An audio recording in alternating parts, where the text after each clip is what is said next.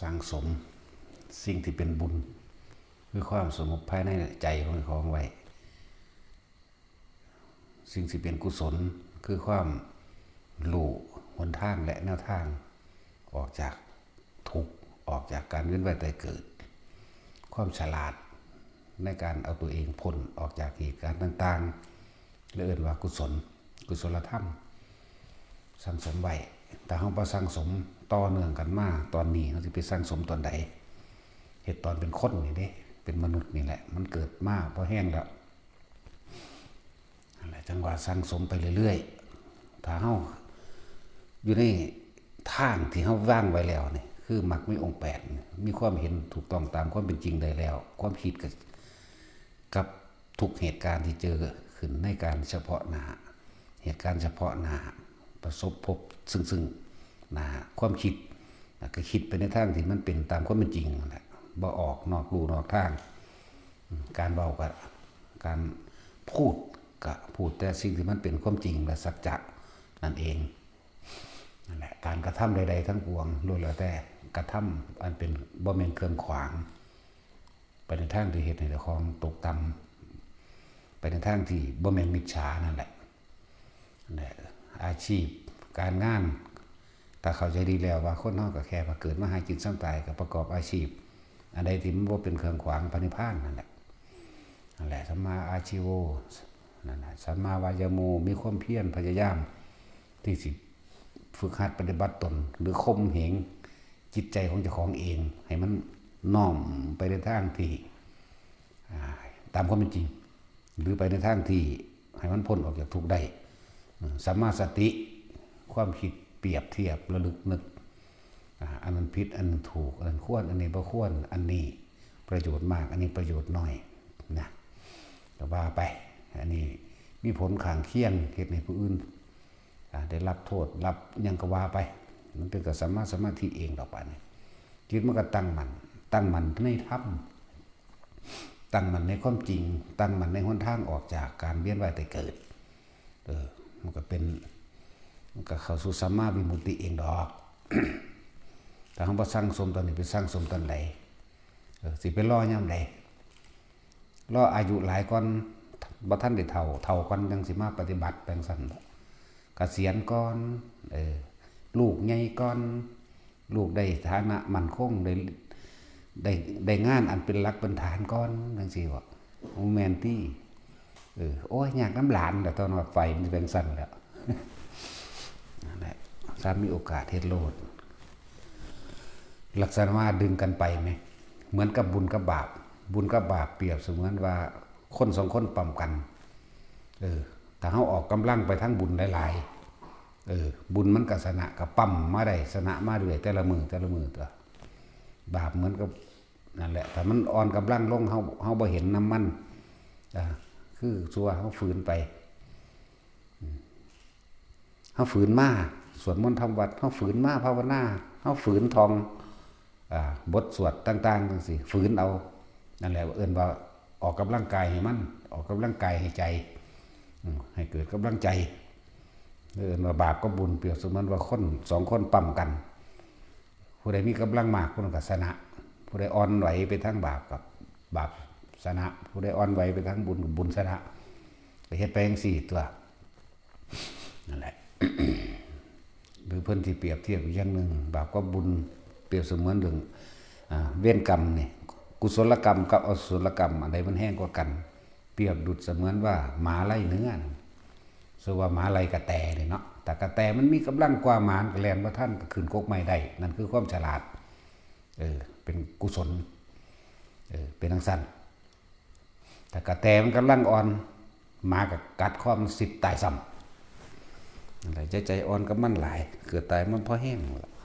คือว่าหลานตาบ่เห็นเนาะมันระลึกนึกถึงอดีตบ่เป็นซื่อมันก็เลยพ่ายแพ้แก้ความเห็นผิดพ่ายแพ้แก้กิเลสก็คือวัตถุสมบัติต่างๆนานาที่พวกเขาหานั่นแหละกิเลส1,500อย่างทั้งที่มีวิญญาณและไม่มีวิญญาณกิเลสสิ่งที่เขาอยากได้ที่มีวิญญาณกับบุคคลสัตว์ต่างๆนี่ เดินกิเลสไล่ไปที่มันมีจักรยานกันไล่เอาตัวหลายคักปานนี่คือคนอยากได้ผู้นั้นผู้นี้มาเป็นสมบัติของตนคือเมียคือผัวคือครอบครองลูกครอบครองหลานสมบัติที่มีวิญญาณเว้ย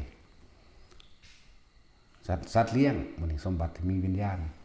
และสมบัติที่ไม่มีวิญญาณสวิญญาณกทรัพย์กับอวิญญาณกทรัพย์ภาษาบาลีเพิ่นว่าสมบัติที่บ่มีวิญญาณก็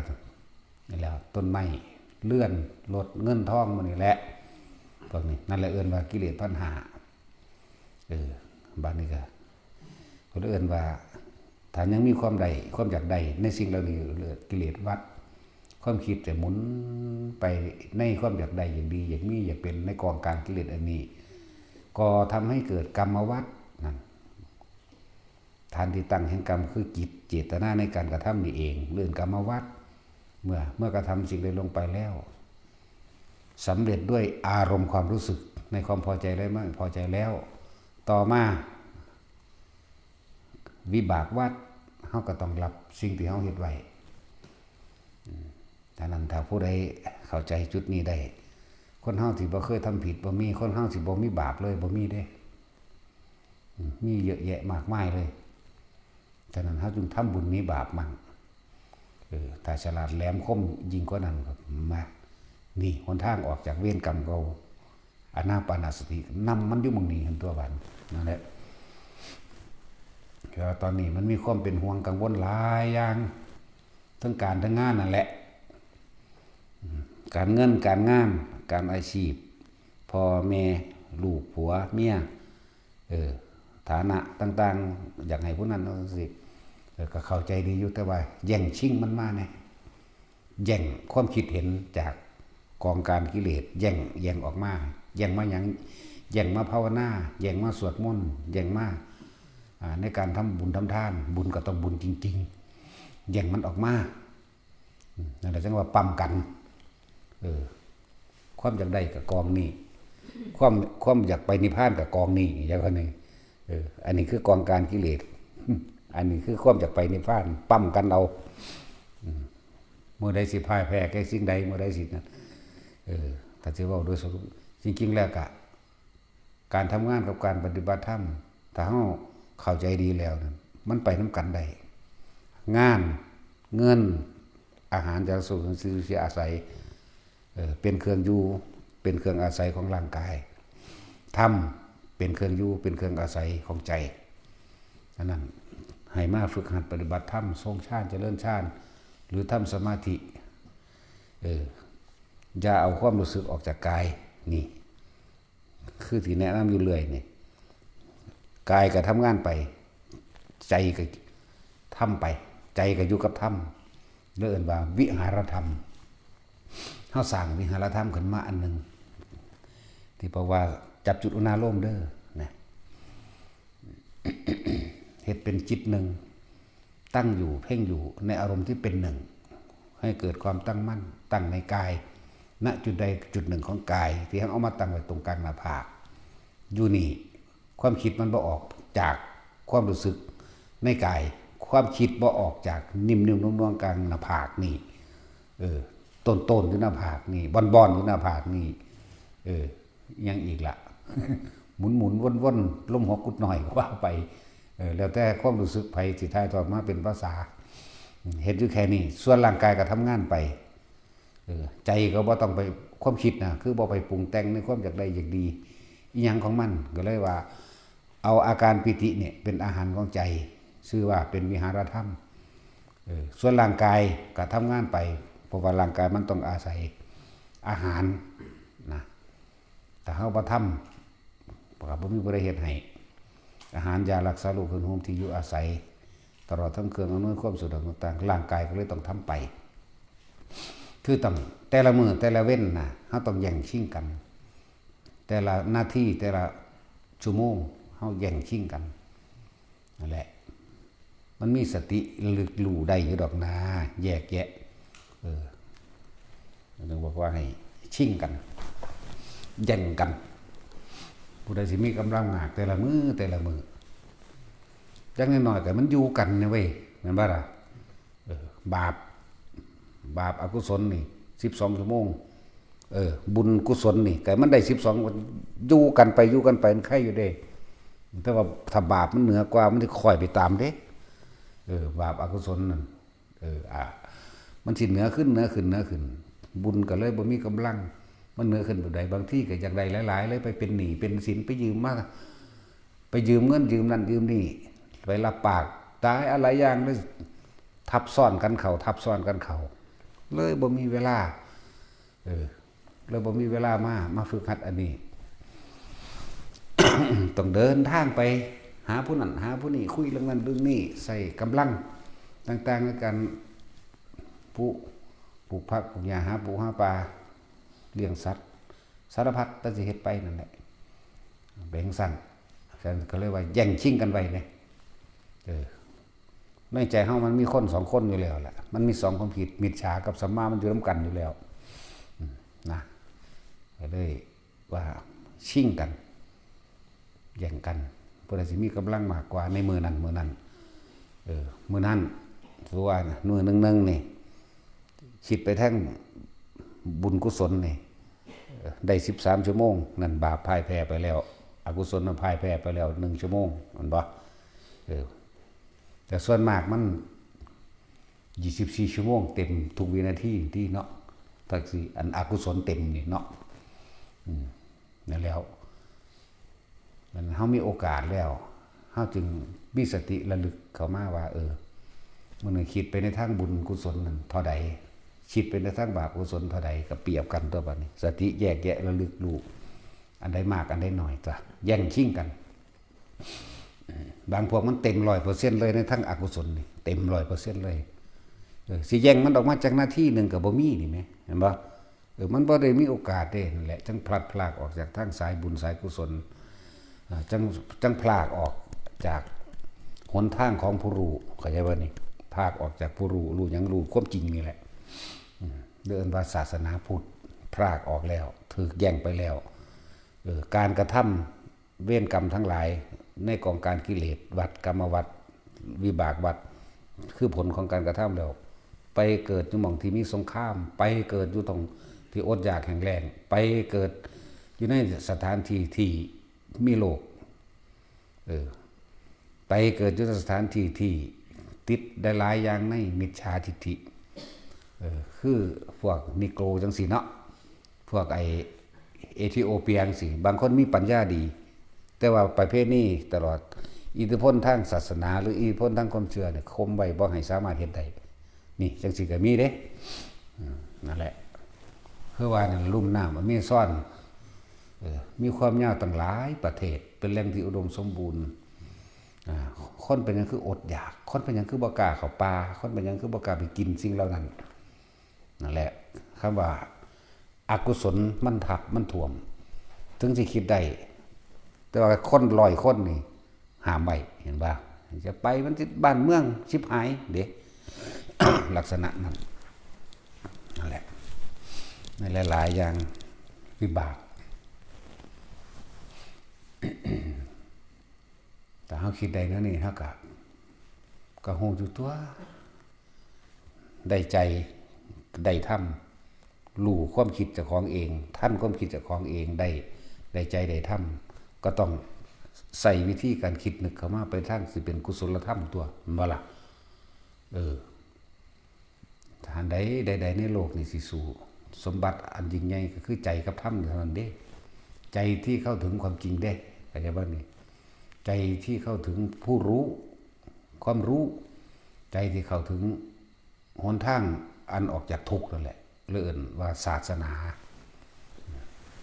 ศาสตร์ก็คือวิชาความรู้ต่างๆนั่นแหละศาสนาหนทางเดินของผู้รู้นั่นแหละหลายสิ่งหลายอย่างที่ให้ทุกคนน้อมเข้ามาเพื่อให้รู้จักตนเองให้รู้จักแนวคิดของเจ้าของเด้นี่ที่เว้ามานี่เฮาบ่เว้าเอายอดให้จักบ่เฮาบ่บอกว่าทอดไข่อยู่ในตู้เด้อต้มมาม่าเอาเด้ออยู่ในหั่นล่ะเฮ็ดไว้แล้วต้มน้ำไว้แล้วเห็นบ่ล่ะข้าวก็นึ่งสุกแล้วไปจกกินเด้อตั้งไว้หั่นครบเบิดแล้วเฮาบ่เว้าเรื่องนี้เฮาสิเว้าเรื่องต้นมันให้ทุกคนมีความคิดเป็นของเจ้าของตัวเห็นบ่ล่ะให้คิดได้ด้วยตนเอง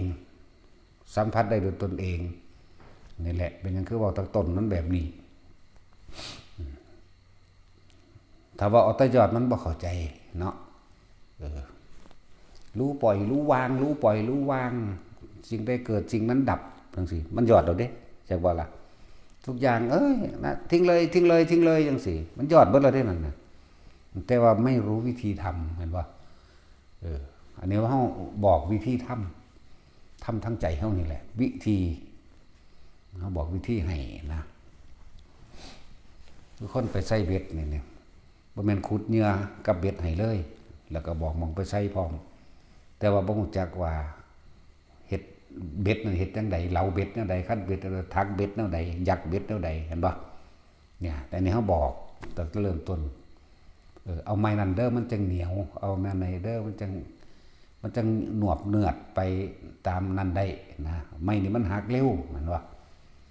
เอาได้แบบนั้นเด้อได้แบบนี้เด้อเอาเบ็ดเบอร์นั้นเบ็ดเบอร์นี้เด้อมันยังคมก้นป้องเด้อก็ว่าไปมาแล้วถึงสั้นจึงพยายามเน้นพื้นฐานให้แต่ละคนเป็นพื้นฐานให้นิพพานสิไปหูจักบอกเนาะบอกวิธีให้หลายๆอย่างก็คิดเอานั่นแหละถ้าเขาบ่สั่งสมไว้ตอนนี้สิไปสั่งสมตอนใดแม้กระทั่งคำว่ายังกระดอดภาษาจังซี่เกิดมาหากินซ้ำตายหนึ่งก็ไล่เอาเบิ่งนั่นเลยไว้บัดนี้เฮาก็ยังอธิบายให้ฟังเกิดมาหากินซ้ำตายผู้ใดก็คิดก็ฮู้จักแล้วแต่ว่าวิธีมันวิธีที่เข้าใจความจริงต้องบอกว่าปู่เจ้าตายหรือยังย่าเจ้าตายหรือยังปู่ของปู่เจ้าตายหรือยังนี่มันก็คิดได้แม่นเด้เนาะนี่ผู้นั้นก็ตายผู้นี้ก็ตายคนรวยเขาก็หากินไปแค่เพียงตายซ้ำตายคนจนก็หากินไปซ้ำตายนึงเด้เนาะนี่เขาก็ให้ต้นเหตุการคิดมันตัวให้ต้นคิดนำนั่นแหละแต่วิธีฝึกนี่ก็เน้นเอาแบบจำเพาะเจาะจงคักแล้วเด้จำเพาะเจาะจงเอาเฉพาะตนแล้วอย่าหนีออกจากความรู้สึกในกายเด้อถ้ามันตั้งมั่นแล้วมันสิเจ้าของสิฮู้เอาเองดอกคำว่าปล่อยว่างบ่แม่นคิดเอาคำว่ารู้ก็บ่แม่นคิดเอาเด้คนละเรื่องกันเลยเด้แต่ก็อาศัยการคิดนั่นแหละจึงรู้คิดหาวิธีทำเด้สิบอกให้ว่าล่ะเมื่อกระทำเป็นแล้วก็ทำแบบนี้นี่เองตัวจึงถามหมู่ภิกษุสงฆ์เฮาบางทีเฮาถามเอายอดมันคิดจะไปหันไปหนีอยู่บ่ถามเอายอดมันเด้นี่แต่ว่าเขาบ่รู้จักเด้เข้าใจว่าล่ะว่าสิไปหันว่าสิไปหนีอยู่แน่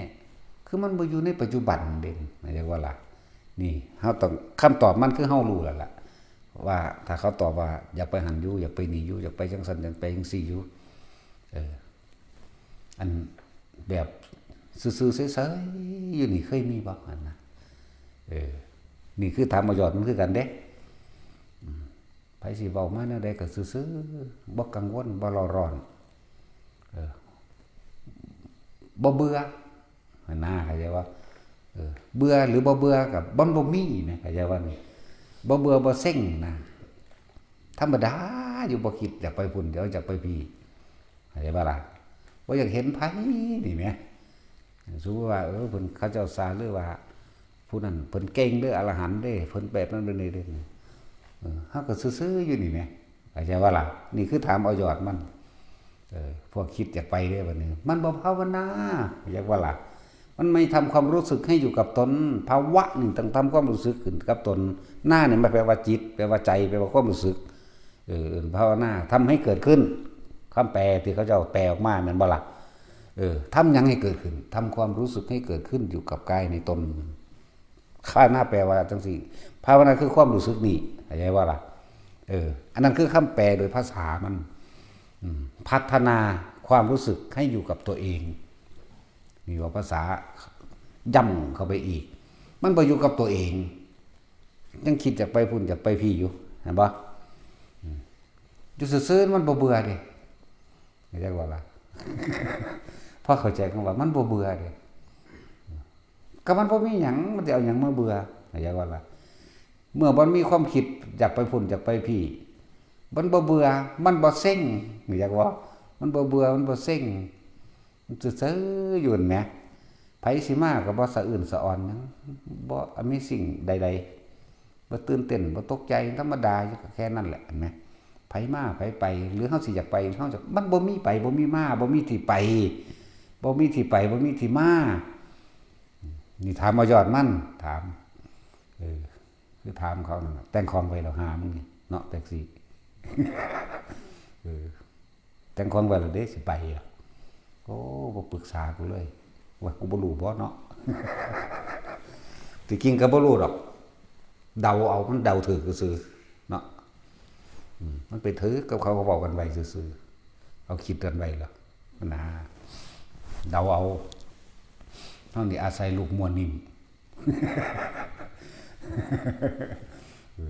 อาศัยมวลนิ่มเอาเด้ถามบ่ถือก็ขอโทษเอา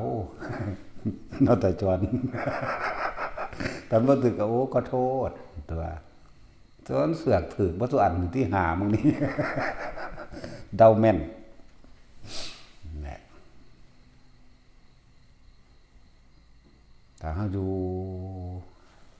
กับเฉพาะความรู้สึกตัวของเองตลอดบ่มีเบื่อ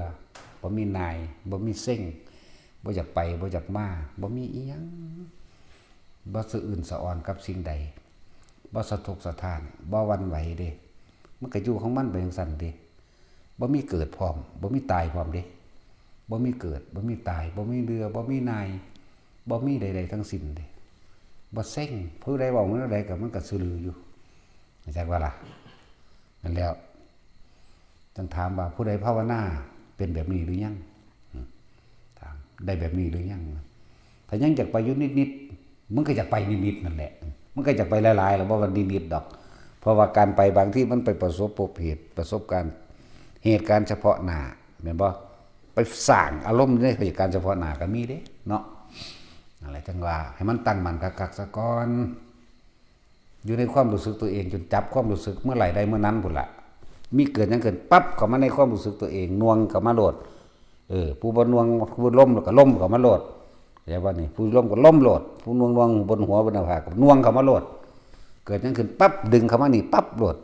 การคุยเจรจาปราศัยกันก็คุยไปตัวความรู้สึกมันสิบ่แล่นไปตามการโต้ตอบกันเด้ไม่ใช่ว่าล่ะพี่เฮาอยู่พี่นั่นแหละมันตั้งมั่นซะก่อนให้มันเป็นตั้งมั่นกับความรู้สึกอยู่ในกายก็เจ้าให้กายยึดลักไว้เป็นดุจดังว่านกงอนไถแต่ว่านี่เวทนาแต่จะต้องในเวทนาความรู้สึกที่อยู่ในกายเห็นบ่นี่กายในกายเวทนาในเวทนานี่จิตมันคุ้มเบิดอยู่แล้วล่ะจิตเวทนากายจิตกายเวทนาเบิดอยู่แล้วล่ะเพราะทุกสิ่งทุกอย่างเกิดจากจิตความคิดนั่นแหละบ่ต้องไปปรุงแต่งว่าจิตไม่ใช่ความคิดนะบ่ต้องไปสนเขาดอกถ้าเฮาบอกเอาแต่ว่าจิตบ่แม่นความคิดนะคิดถึงบ้านดูแม่นอีหยังสั่นแม่นบ่ล่ะจิตตอนนี้มึงตั้งอยู่ไสมึงสิให้ความหมายไปทางใดความจริงมันก็ไปสัญญาเกิดขึ้นแล้วเห็นบ่ล่ะทั้งที่บ้านบ่ได้อยู่หน้าต่อหน้าเฮาเด้แท็กซี่ตอนนี้มึงอยู่นี่คิดถึงบ้านดูรูปบ้านก็เกิดขึ้นในตาในความทรงจำโลดแม่นบ่นั่นแล้วมันหยังสันจิตคือหยังสัน จิตไม่ใช่ความคิดอย่างโน่นอย่างนี้นะแต่ว่าฟุ้งซ่านกูไปเห็นบวชได้แล้วเนาะ นี่เด้เว้านั้นได้ก็สร้างมันบ่คือเนาะแล้วถ้าเฮาควบคุมบ่ให้มันไปคิดถึงหม้องใดมันก็บ่มีหยังเลยบ่มีฮอดจิตพุ่นอย่าว่าล่ะเอาแม่มึงกล้าถึงหม้องนี้บ่ว่าล่ะถึงหม้องนี้หรือยังมันบ่มีฮอดความคิดพุ่นมันบ่มีอีหยังเสียเลยซ้ำสื่อมันซื่อๆได้บ้างสุญญตาสุญญตวิโมกข์ไม่คิดไม่นึกมันเป็นแค่มาสื่อสารพ่อได้บอกกันซื่อๆได้ล่ะแต่บ่คุยกันบ่สมมุติมาคุยกันจะหยังคุยซั่นเพราะอันนั้นมันไม่แนวคุยหรอกบ่มีแนวเว้าได้หรอกเด้นั่นน่ะนั่นแหละมึงวาดภาพอากาศได้บ่ล่ะเนาะ กูเป็นบ้าทั้งที่กูได้ไปวาดภาพรูปอากาศได้ไหมเนาะนี่ทั้งที่เห็นอยู่นี่มันมีอยู่บ่นี่เอามากูเบิ่งดูแม่นบ่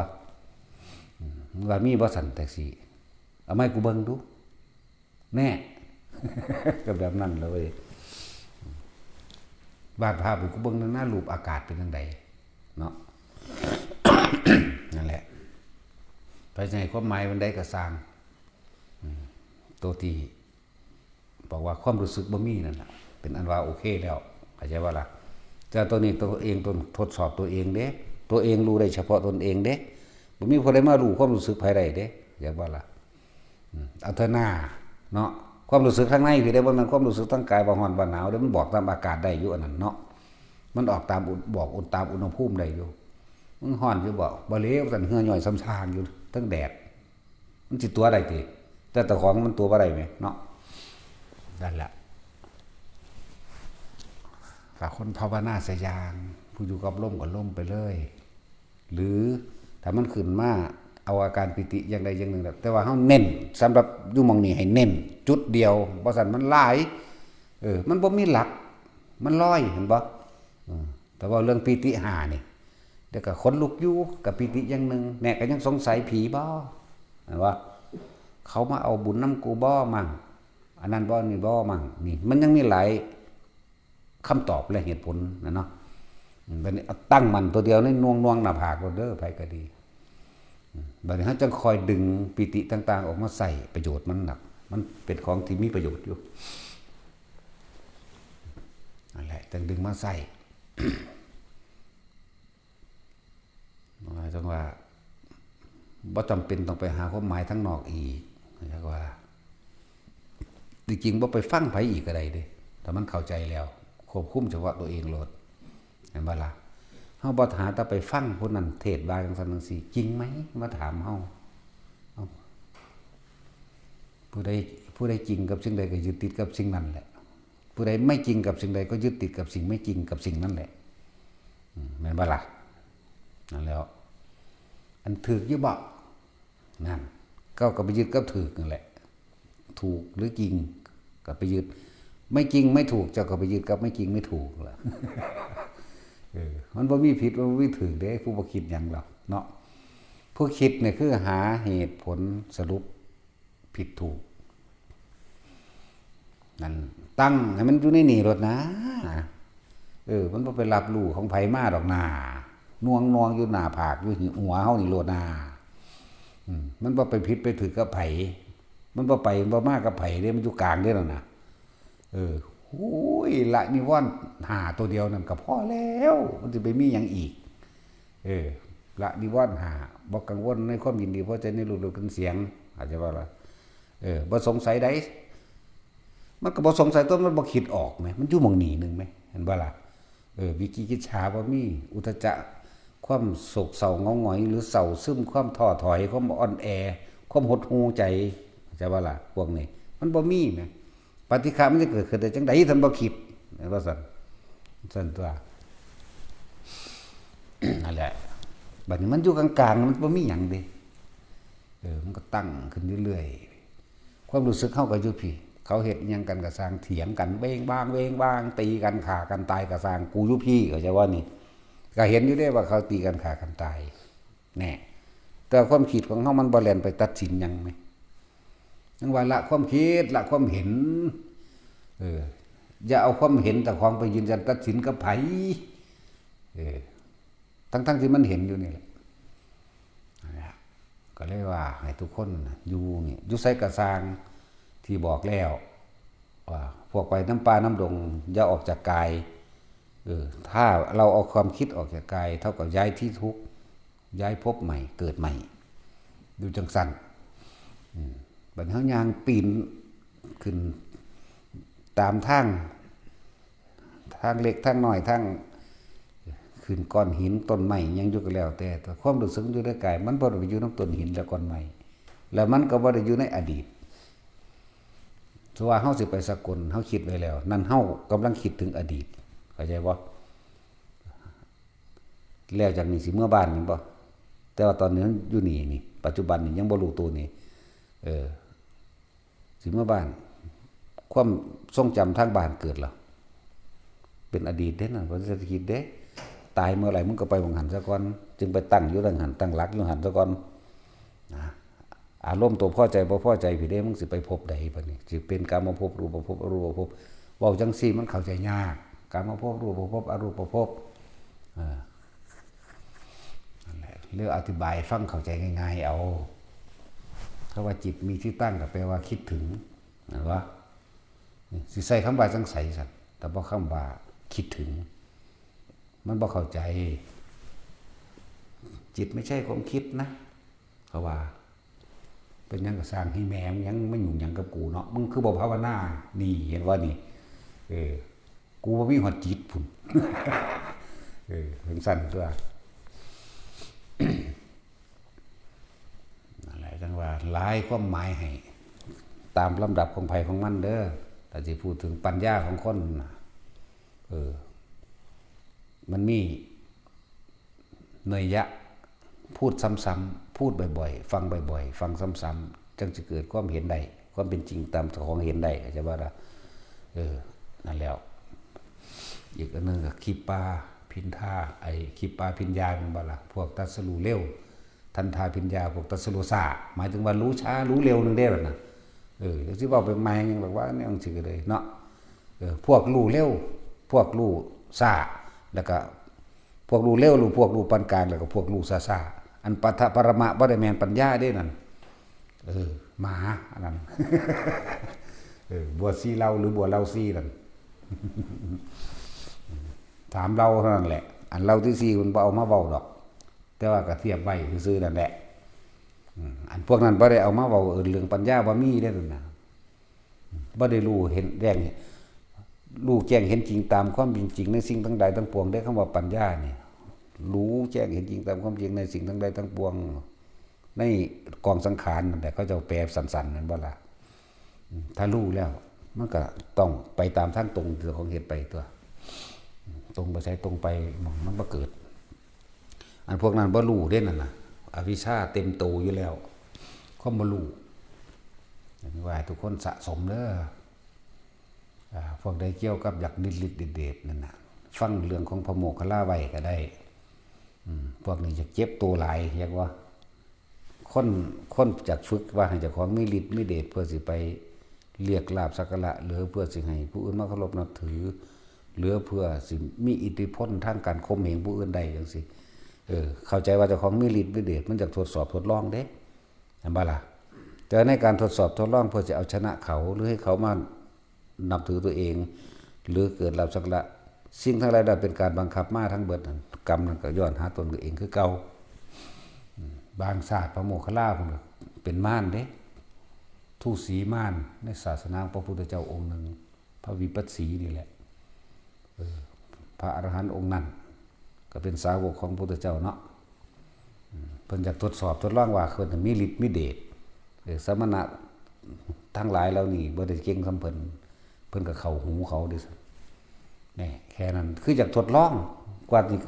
มีอำนาจเหนือกว่าเขาอยากทดลองนี่มั้ยเพิ่นก็เสียดหูนิดนึงพระองค์นั้น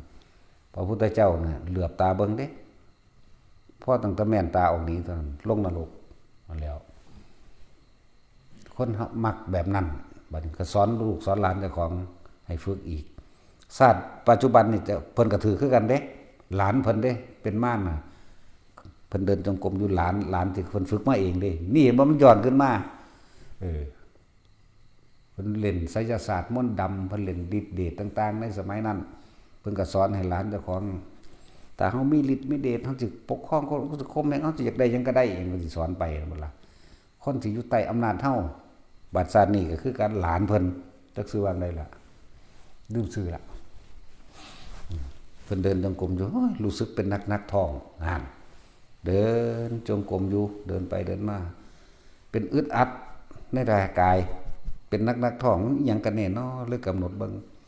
อันส่วนม่านผู้เป็นหลานนั่นก็ว่าบ่มีผู้ใดรู้เฮาได้นะเพิ่นก็กำหนดรู้ก็รู้ดูก่อนม่านออกมาเถอะก็คุยกันเจ้านี่เป็นหลานข่อยโดยซ้ำไปนี่ข่อยเป็นผู้สอนเจ้าในศาสตร์นั้นศาสตร์นี้ว่าไว้เด้นั่นแหละพ พวกฤทธิ์เดชหรือว่าพวกอยากได้หูทิพย์ตาทิพย์นี่มันเรื่องมากอยู่เด้อสิบอกให้เด้อ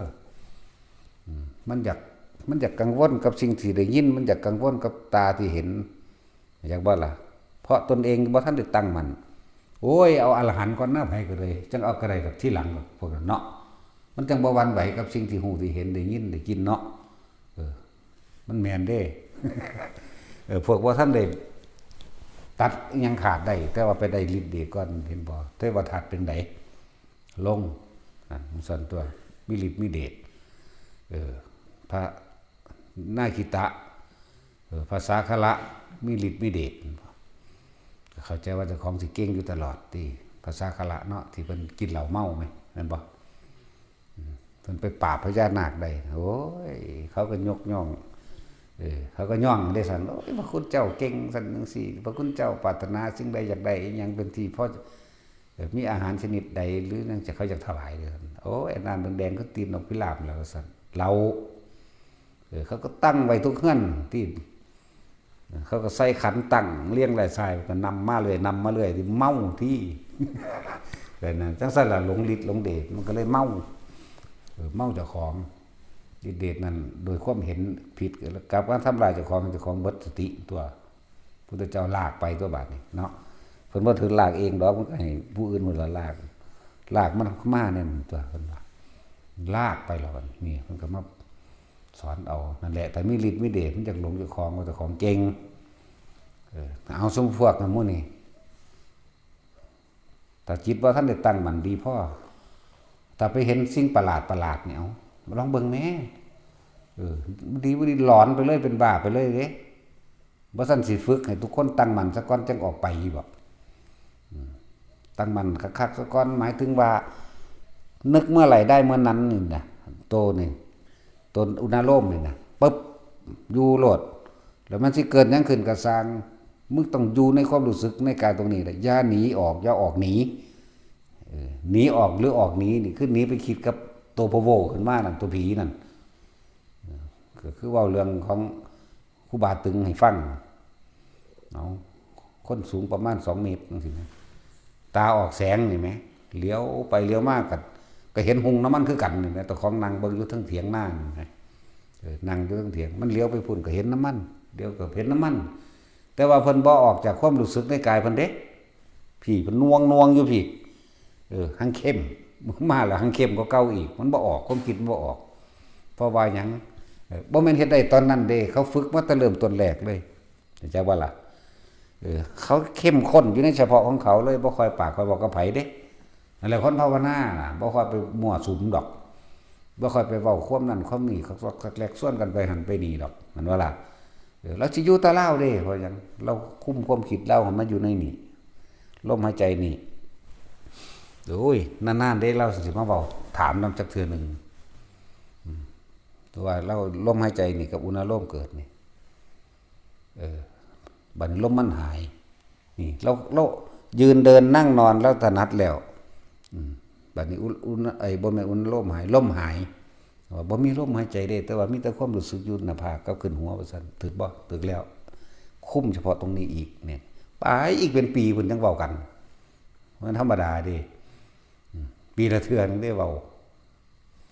ปีที่2ปีที่3บอกให้ไปธุดงค์ไปผู้เดียวเฮาบอกเอาเองซ้ำได้บัดนี้ไปผู้เดียวเลยย่างเอาเด้บ่ให้ขี่รถก็ย่างเอาเด้ล่ะฮอดยามมามื้อนั้นมื้อนี้มามื้อนั้นแหละยังสั่นแล้วนั่นแหละคนภาวนาฮู้ขี้กับไผเด้ตั้งมันดีแล้วได้บัดนี้นั่นแหละบัดมันขึ้นหัวนั่นนี่บางที่ก็แช่มชื่นเบิกบานปิติปราโมทย์เกิดขึ้นระหว่างทางโล่งโปร่ง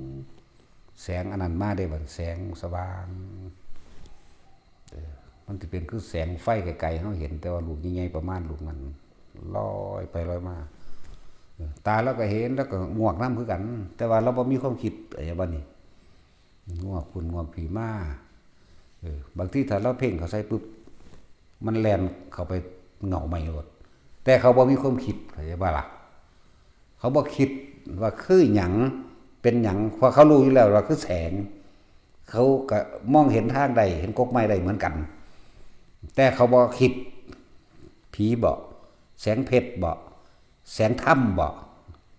หรือเครื่องยืนยันว่าแต่ของบรรลุนั่นนี่บ่ตาทิพย์บ่หรืออีหยังกระสร้างมันบ่มีก็จะว่าล่ะแต่ว่าเหลียวเบิ่งจ้องก็จ้องไปซื่อๆเดบแบบบ่ได้คิดว่ากูสิจ้องเด้จ้องไปซื่อๆปั๊บหายโลดมันแล่นเข้าเงาไม้โอเคนะนั่นแหละคือผู้เขาเจ้าตั้งมั่นดีแล้วเรียกว่าล่ะย่านก็บ่ย่านกล้าก็บ่กล้ากลัวก็บ่กลัวเป็นตามธรรมดาทุกคนนั่นแหละผู้จังสั้นนั่นผู้มีอุปนิสัยเห็นนั่นเห็นนี่อยู่แบบนั้นคือเขาเจ้าเห็นเขาเจ้าก็เห็นมาหลายอย่างนั่นแหละแต่ว่าเบาหน่อยซื่อก็เลยว่าให้บ๊อบบี้มันตั้งใจแห้งให้ไปกับผู้จังสั้นผู้ประปรุงแต่งกันนะคือผู้นั้นสามารถเป็นให้เป็นครูเป็นอาจารย์ได้แล้วนะแต่เขาเอาจริงได้มาเล่นๆแล้วเว้าความนั้นความนี้เขาบ่จะเว้านำเด้แล้วก็ล่ะซอลอแซ่แลเนาะ นั่นแหละแบบนั้น พวกเขาเห็นต้องพี่จุ้ยนี่ก็ได้คือกันก็ให้เป็นแนะนำหมู่ได้แล้วคือกันแต่ว่าเห็นประหลาดนี่บ่ทันได้หลายคำผู้นั้นนะเห็นประหลาดเห็นสิ่งแปลกปลอมสิ่งที่มันผุดขึ้นมาต่างๆนั่นแหละนิมิตต่างๆกลิ่นต่างๆเสียงต่างๆก็เห็นคือกันแต่ว่าหลายเท่าผู้นั้นเพิ่นเห็นหลายเพราะว่าเรามักไปผู้เดียวไปผู้เดียวความสงบเงียบความวังเวงกับความประคองความคิดไว้บ่ให้มันออกจากกายมันก็ละเอียดเขาพบภูมิต่างๆที่ละเอียดเขามันก็เห็นทั้งที่บ่อยากเห็นแต่ว่าเห็นแล้วบ่คิดนี่ตินะละคือบ่คิดแต่คิดบ่แม่นละหมายถึงตอนนั้นแหละตอนไปเห็นน้ำปลาแสงลอยมาใกล้ๆจังซี่ใกล้ๆจนตาเห็นว่าเป็นลูกแก้วดวงใสมองทะลุได้เลยพุ่นละดวงใสซ้ำมือจับเอาก็ได้นี่เบิ่งคือสื่อธรรมดาบ่อยากเบิ่งมันลอยไม่เบิ่งก็เบิ่งไปนี่แต่ว่าความคิดบ่เข้าไปในอยู่ในลูกแก้วนั่นบ่คิดถึงว่ามันคือหยังเป็นหยังจักว่าล่ะแล้วผู้จังซั่นเขาก็อยากให้แนะนำหมู่แนะนำหมู่แน่สอนหมู่แน่แล้วก็อยากย่างหนีอยู่เด้ มันเป็นสั่นเด้นั่นแหละจังว่าผู้ใดติดขัดหยังก็ถามผู้นั้นก็ได้นะครูบาจุ้ยนี่ก็ได้นี่พอได้อยู่นี่ก็แนะนำหมู่แน่นะนั่นแหละ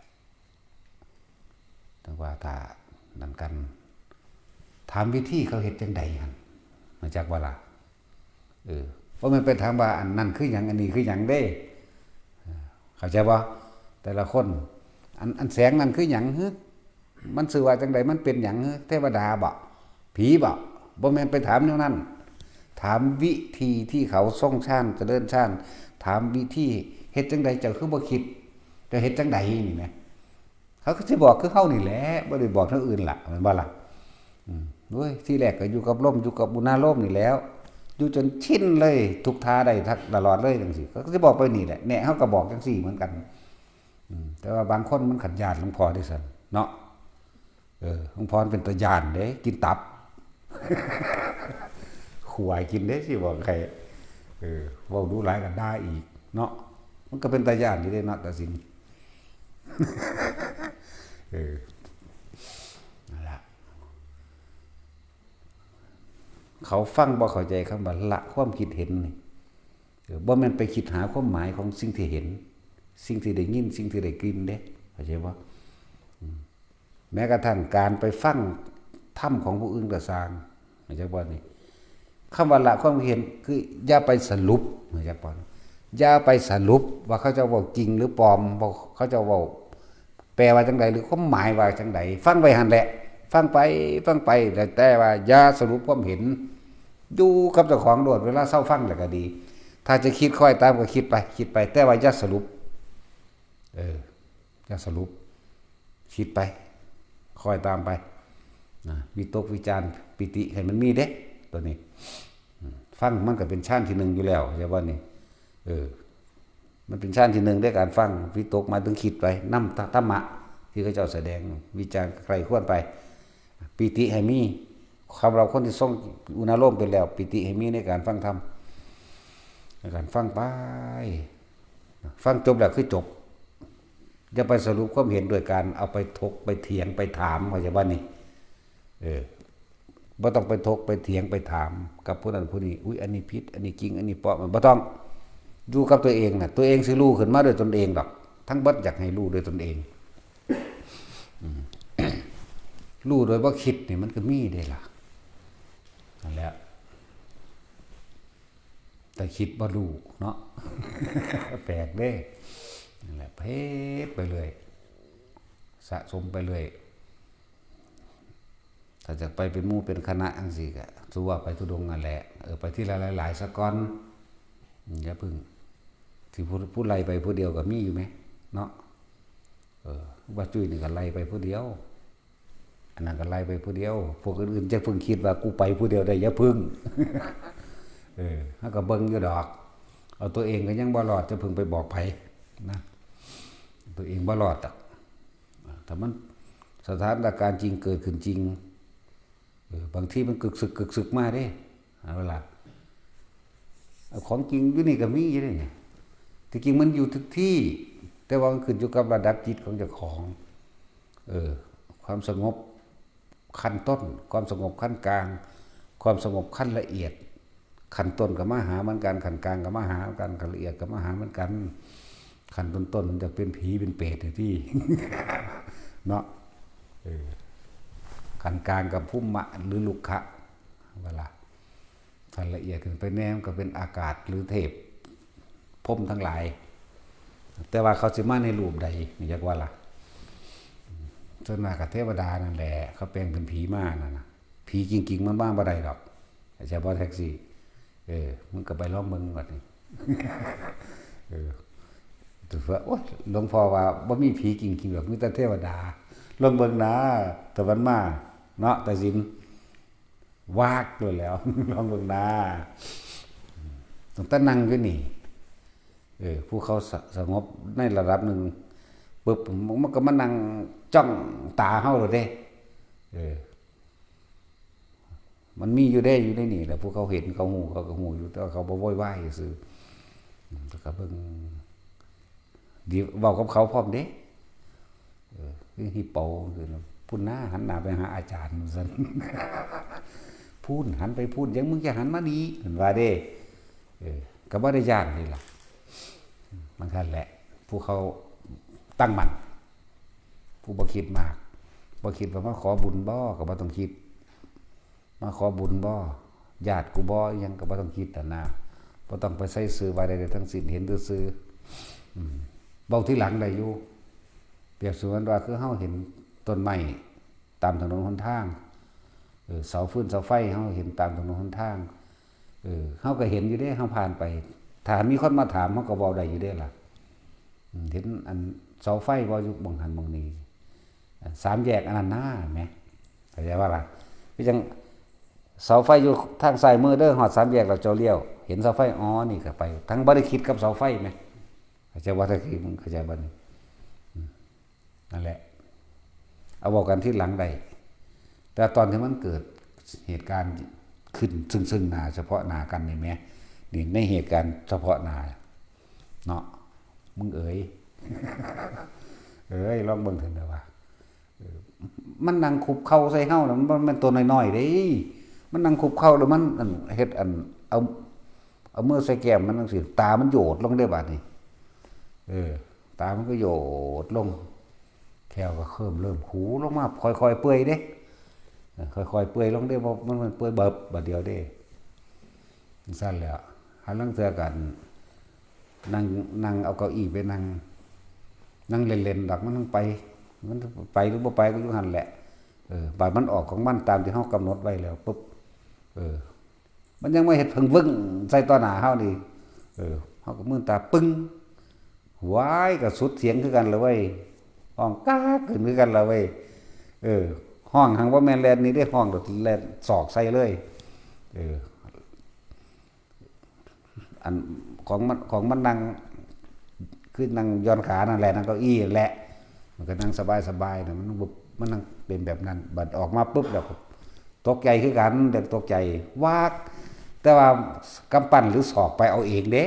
บ่ได้คิดเด้คือจักบ่นี่บ่ได้คิดว่าสิซกมันหรือสิศอกใส่มันเด้มันไปเอาเองคือจักบ่เตะพร้อมพุ่นแล้วบัดนี้ก็หัวเรอเฮาอากไปแล้วโอ้ยหัวเรอ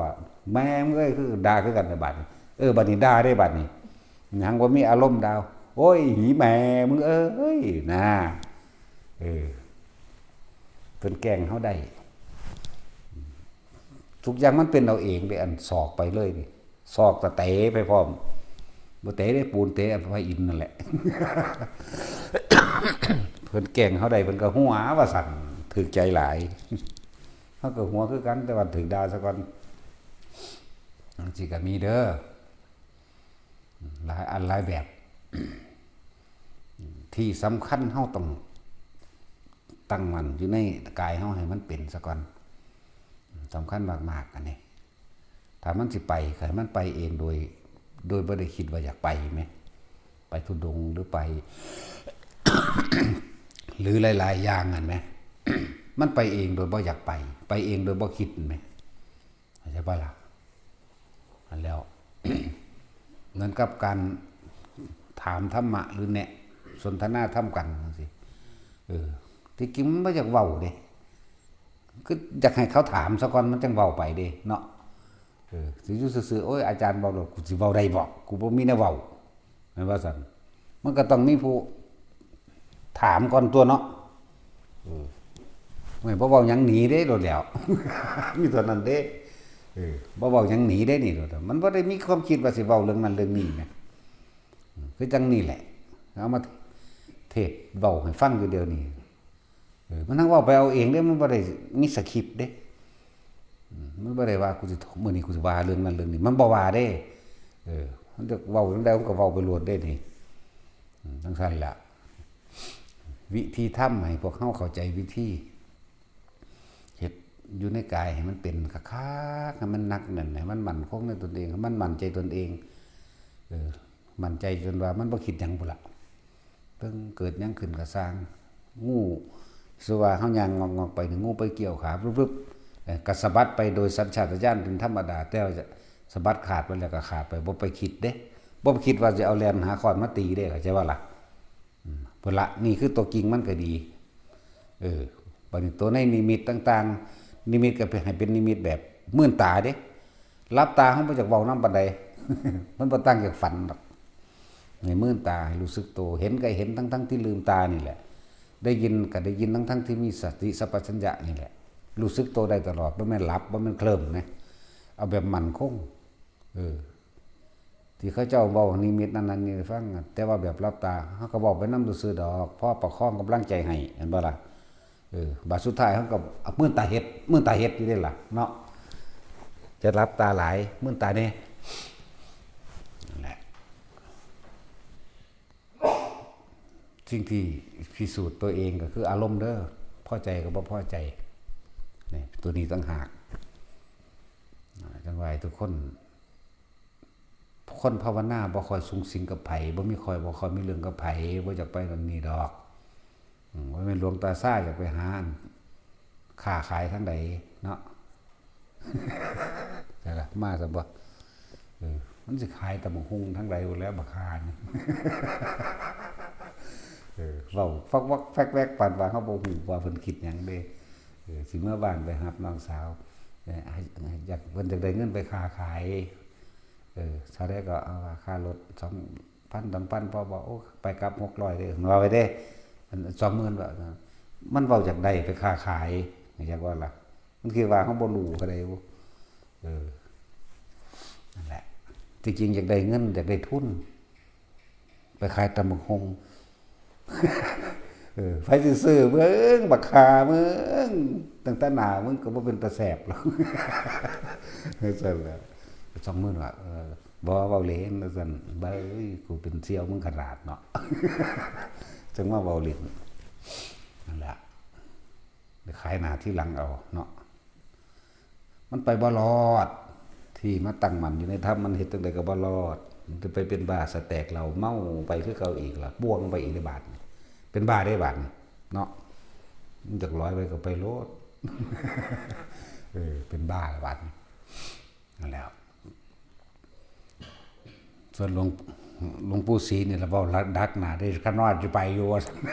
บ่ทันท่วงอยู่ฮ้อนโตเห็นบ่วิเว้าหยอกหลวงตาลักกับอันอุบาปอนพี่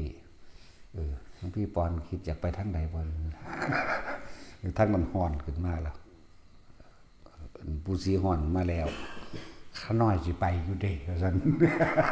ฮ้อนตัวก่อนแล้วโอ้รับสารภาพเลยวันถามอยู่ก็เลย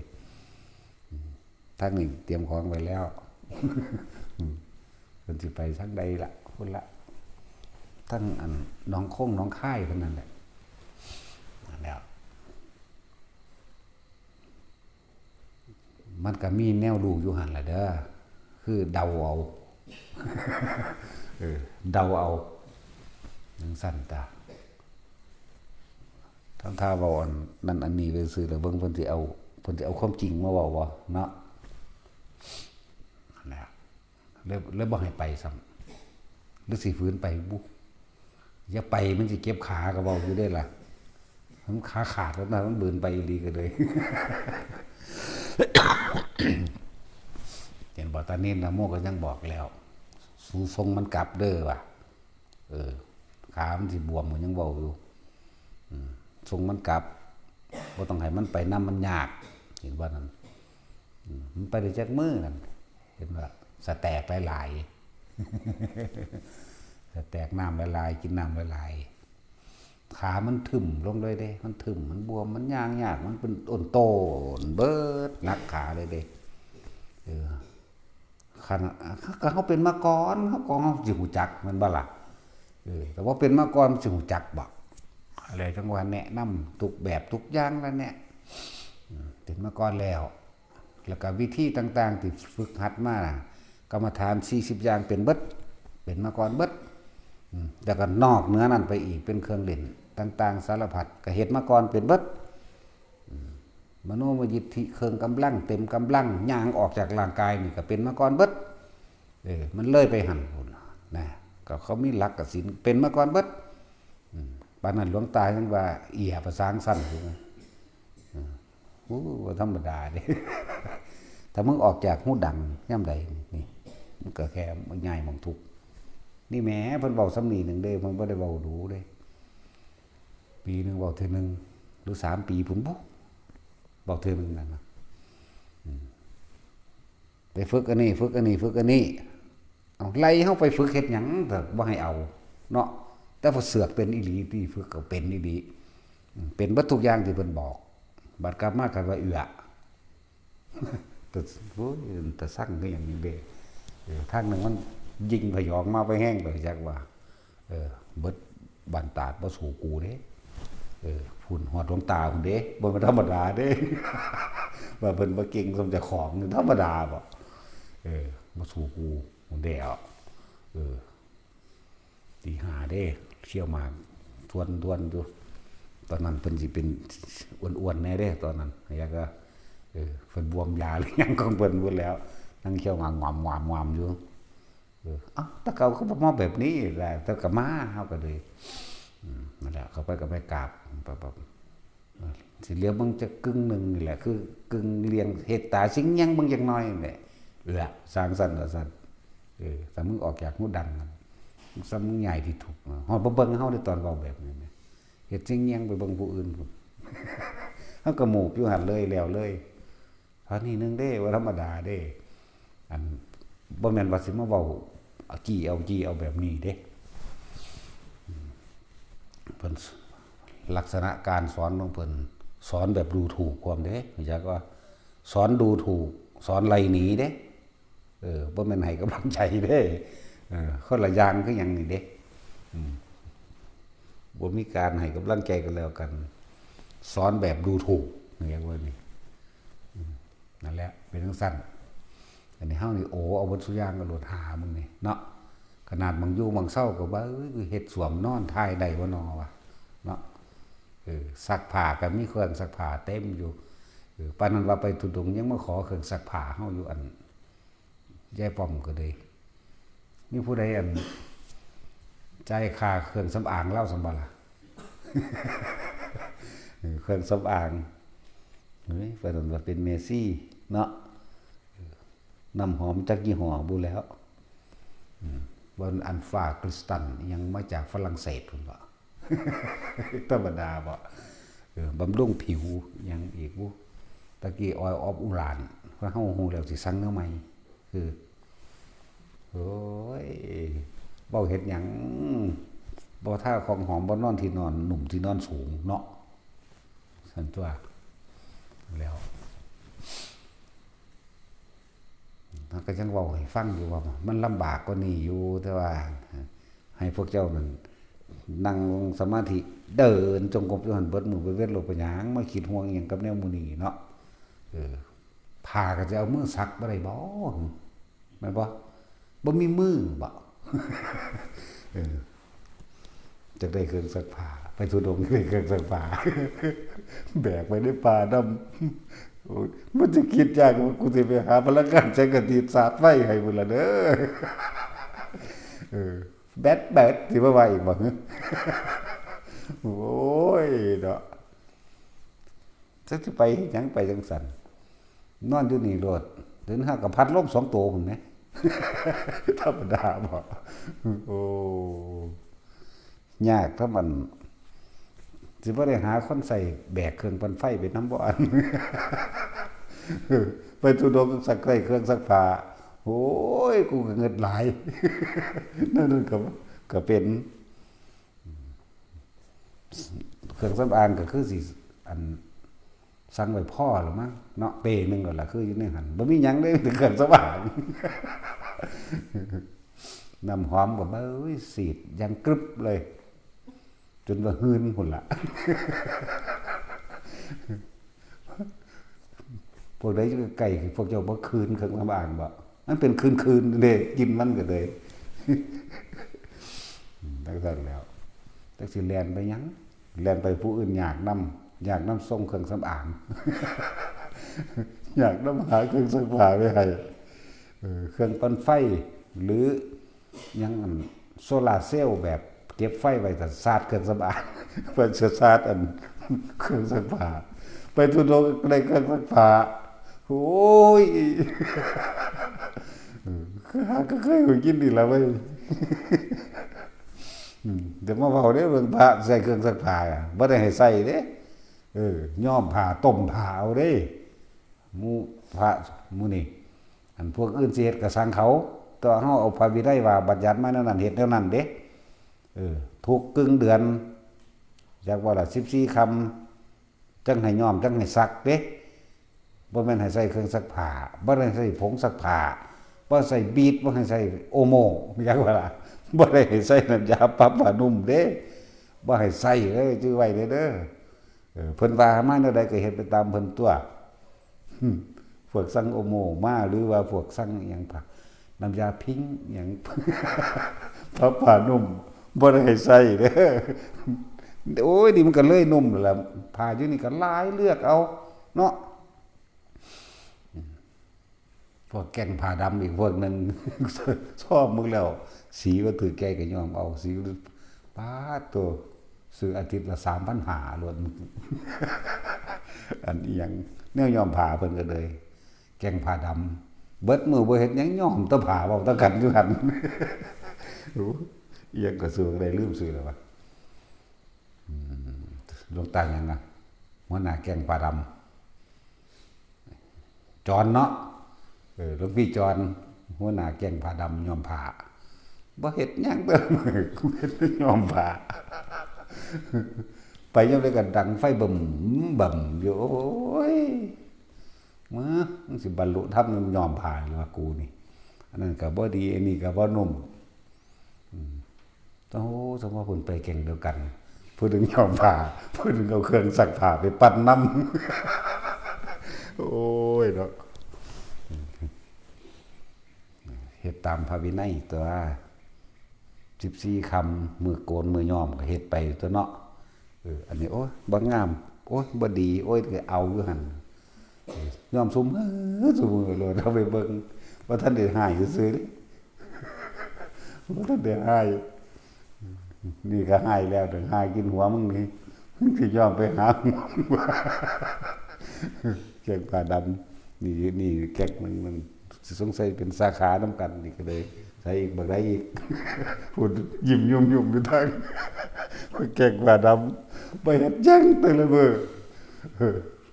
จากฟื้นจากทานกูคือเบิดแล้วแท้เข้าเดี๋ยวมาโกะแลนมาซื้ออันสียอมผ่ามาอีกแล้วไว้มันหามือหรือ3 มื้อที่ละ3,000หาได้อันแนวยอมผ่าธรรมดาบ่ยากแต่รับยอมผ่าโอ้ยมันจะพอพากันอยู่ในหูดักนี่อย่างนี้เนาะเขาใส่แนวใดเขาก็ใส่เด้อนั่นแหละจมได้แล้วสมถะ